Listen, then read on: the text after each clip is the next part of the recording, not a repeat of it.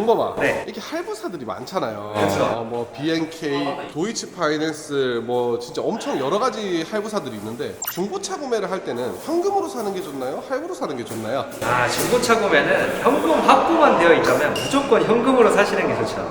아니, 자신 있게 얘기해. 왜 자신이 없어? 할부사 앞에서 현금으로 하는 얘기하니까 아무래도 좀 들으실까봐. 네. 그럼 딴 데서 얘기를 할까요? 이동하시죠. 일단 장소를 바꿨는데요. 왜 현금이 좋냐면 중고차 할부를 하게 되면 원리금 균등 상환이라는 방식으로 월납입금을 항상 동일하게 납부를 하게 되는데요. 초기부터 많은 이자를 부담을 했기 때문에 일단 손해로 시작을 할 수밖에 없는 거죠. 중고차 매장에서 할부를 권하는 경우도 있다 하더라고요. 네. 아니, 중고차 매장 입장에서도 바로 돈을 받는 게 좋은 거 아니에요? 중고차 매매 상사 입장에서는 고객님이 할부를 하든 리스를 하든 할부사에서 모든 금액을 다 보내줍니다. 그렇기 때문에 매매 상사는 일시불로 다 전체 금액을 받게 되는 거죠. 그런데 왜 할부를 권하냐면 할부 금액의 1%에서 2%를 딜러가 수수료로 받게 됩니다. 그래서 1,000만 원 정도를 할부를 하신다면 10만 원에서 20만 원 정도의 수수료를 받게 되는 거죠. 근데 네. 이렇게 막 비싼 차들이 엄청 많잖아요. 네. 이런 차들을 현금으로 사기가 좀 힘들 수도 있잖아. 그럴 때는 이제 할부를 해야 되는데 네. 어떻게 해야 되는 거예요? 일단 정비딜러 영범이 저를 봐주시고 오시는 분들도 50% 이상은 할부를 약간이라도 껴서 구매를 많이 하시거든요. 그런 분들이 가장 유리하게 할부를 진행할 수 있는 방법은 바로 1금융을 이용하는 겁니다. 1금융이 뭐가 좋아요? 일단 요즘에는 1금융, 2금융 다 어느 정도 금리가 비슷하게 맞춰지기는 하지만 그래도 1금융이 아직 유리하거든요. 그럼 대부분 1금융을 사용을 하시겠네요. 아니에요. 이게 1금융권은 이자가 낮은 대신에 그래도 서류 검토라든지 금액을 빌려주는 조건이 상당히 까다롭습니다. 그리고 진행도 상당히 느려요. 중고차 매장에 오신 분들은 당장 오늘 가져가시기를 희망하시는 분들이 많은데 1금융권은 바로 당일 진행이 상당히 어렵습니다. 그러면 1금융이랑 2금융이 정확히 어떤 차이가 있는 거예요?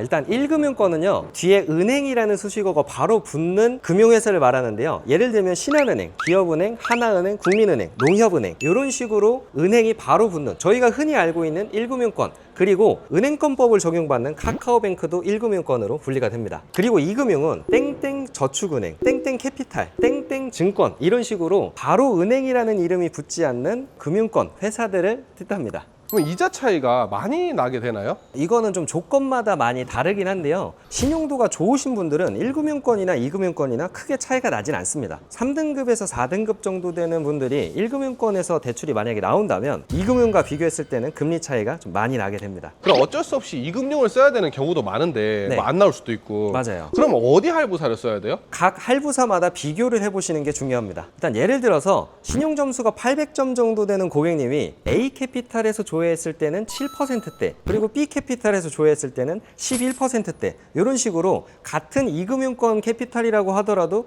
금리가 다른 걸 볼 수가 있습니다. 이렇게 되면 월납입금은 얼마 차이가 없어 보일 수도 있지만 만약에 한 달에 10,000원만 차이가 나도 60개월, 5년을 보면 60만 원이 차이 나고요. 2만 원이면 60개월 동안 120만 원을 더 이자로 내게 되는 거죠. 그래서 꼭 할부사를 비교해 보는 게 중요합니다. 그럼 할부사를 선택하는 것도 알겠는데 네. 그럼 어떤 딜러를 만나냐에 따라서 금리가 달라질 수도 있나요? 놀랍게도 그럴 수도 있습니다. 할부 진행을 하면서 이거 할부 금리가 너무 높다. 이렇게 한마디라도 해보시면 추가 조회를 통해서 좀 더 낮은 금리의 캐피탈을 소개를 해줄 수도 있을 거예요. 그리고 두 번째로 딜러마다 금리가 다른 이유는 금융사에 금리 내고가 가능하다는 점이에요. 할부 실적이 많은 딜러가 금융사에 금리 내고를 요청하면 금융사 입장에서는 딜러가 본인 고객이잖아요. 그래서 내고를 해줄 수밖에 없는 거죠. 진짜 그냥 말 한마디로 금리가 낮아질 수도 있는 거예요? 물론 안 되는 경우도 가끔 있지만 웬만하면 좀 들어주는 편인 것 같더라고요. 그래서 저도 오시는 분들이 할부를 하신다고 하시면 최고의 조건으로 안내를 해드리겠습니다. 그러면 이런 다양한 차종들이 있잖아요. 네. 차종에 따라서도 좀 뭔가 카푸어가 될 것 같은 차는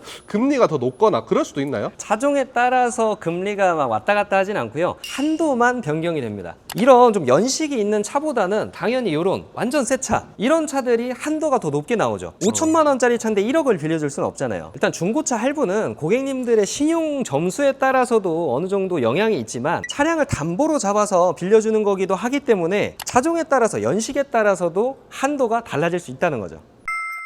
그럼 만약에 내가 네. 할부를 했어요. 네. 만약에 못 갚았어. 네. 그럼 어떻게 돼요? 그럼 진짜 안 되긴 하는데 어느 정도 경고를 먼저 할 겁니다. 한 2, 3개월, 3, 4개월 정도는 경고를 하다가 그 뒤에도 연락이 안 되거나 이제 연체가 계속 이뤄진다면 채권팀에서 나와서 차량을 좀 뺏어가려고 나올 겁니다. 무서운 형님들이 나오실 거예요. 이제 공매를 많이 하잖아 우리는. 네. 공매가 사실 일반인 분들이 타다가 돈 못 갚아서 나온 차들이 많더라고요. 맞아요. 안타까운 차량들이 생각보다 많이 나옵니다. 보통 공매로는 어떤 차들이 많이 나오나요? 보통 이제 이런 좀 수입차, 저희가 소위 말하는 카푸어 분들이 타시는 차가 매물로 상당히 많이 나오죠. 그래서 이제 할부를 이용해서 차량을 구매하시더라도 내가 감당할 수 있는 정도의 금액으로만 이제 할부를 하시는 걸 권장을 드립니다. 그럼 할부는 뭐 예를 들어서 네. 5천짜리 샀어. 이거 네. 5천을 줄 수 있잖아. 네. 네? 5천이요?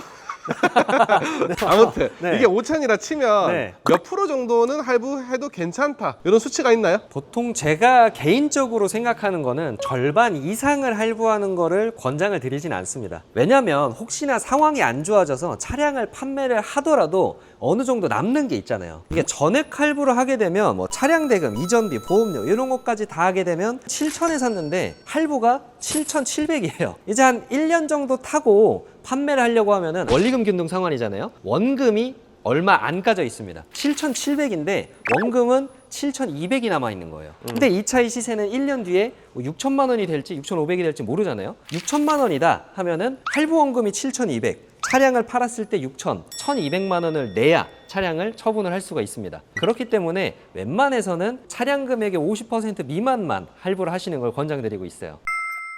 오늘은 많은 분들이 중고차 구입하실 때 조금이라도 좋은 조건으로 할부 이용하시라고 영상 촬영을 하게 되었고요. 오늘 영상 참고하셔서 최저금리로 중고차 구입을 하시면 좋겠습니다. 감사합니다. 정비딜러 영범이었습니다.